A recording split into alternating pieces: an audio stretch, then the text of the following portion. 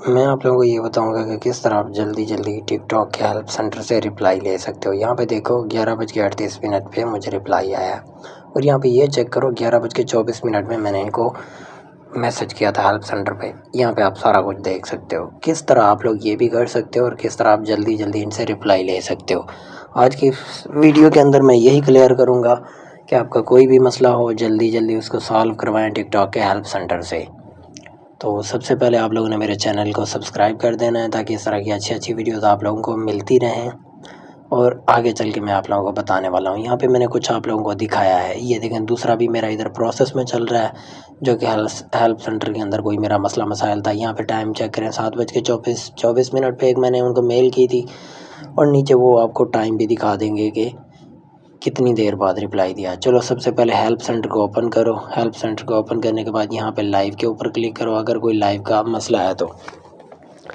نیچے آپ لوگوں نے کچھ ٹیکسٹ لکھنا ہے، I want to talk with agent, ٹھیک ہے۔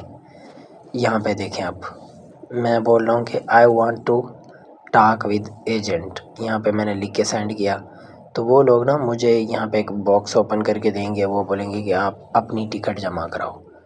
اب یہاں پہ آپ لوگوں کو یہ شو ہونے والا ہے I want to talk to agent, اور یہاں پہ ایک باکس اوپن ہو چکا ہے جس کے اندر میں اپنی ٹکٹ جمع کراؤں گا۔ یہاں پہ بول رہے ہیں ڈسکرائب یور ایشو، یہ 11 کریکٹر کے اندر آپ نے لکھنا ہوتا ہے، زیادہ لمبا نہیں لکھنا ہوتا، بعد میں آپ رپلائی کے اندر بھی اس کو لمبا لکھ سکتے ہو۔